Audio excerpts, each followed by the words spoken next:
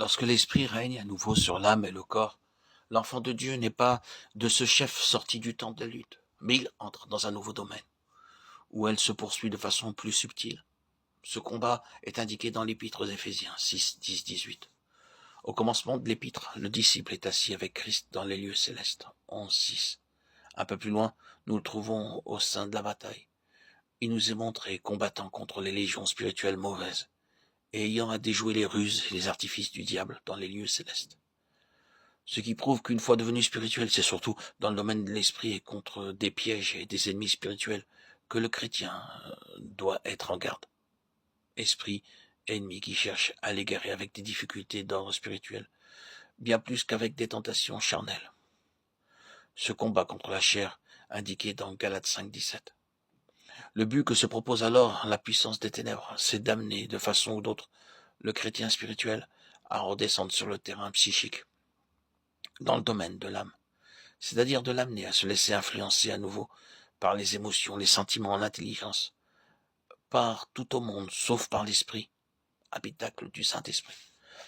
Il est donc de la plus haute importance que l'enfant de Dieu soit sur ses gardes et qu'il sache que les esprits séducteurs peuvent donner dans le domaine de l'âme une contrefaçon d'esprit. Ils pénétreront d'abord et par ruse dans l'homme extérieur, pour de là gagner l'âme, où ils provoqueront des émotions qui paraissent spirituelles et qui ne le sont pas. Quand ces émotions ont acquis droit de cité, elles peuvent devenir si fortes qu'elles empêchent de saisir les indications de l'esprit, et par là peuvent le réduire au silence. S'il ignore la tactique de l'ennemi, le chrétien s'attachera à cette contrefaçon et ne marchera plus selon l'esprit. Lorsque celui-ci, inutilisé, ne se fait plus entendre, les esprits mauvais suggéreront que Dieu guide par l'intelligence renouvelée. Ils essaient par là de couvrir leur intrusion et la passivité de l'esprit. En même temps, ils envelopperont la pensée d'une contrefaçon de lumière suivie d'une imitation de raisonnement et de jugement.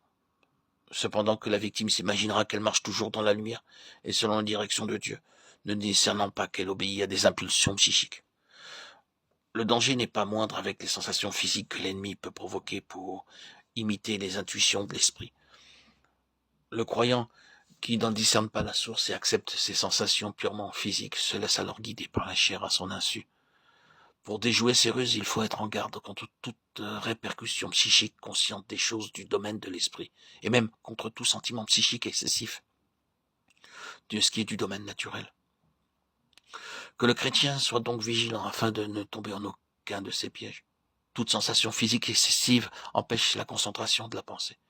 C'est par ce genre d'attaque que l'ennemi entraîne indûment l'attention de l'enfant de Dieu dans le domaine des sens, empêche le fonctionnement normal de la pensée et enveloppe l'esprit d'un nuage. Il est donc nécessaire de contrôler le corps et de le maintenir dans le calme.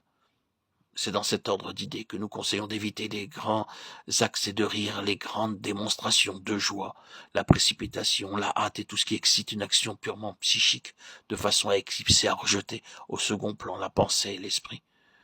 Que ceux qui veulent demeurer sur le terrain spirituel et atteindre la perfection en Christ évitent avec soin tout excès, toute exagération et tout extrême dans tous les domaines.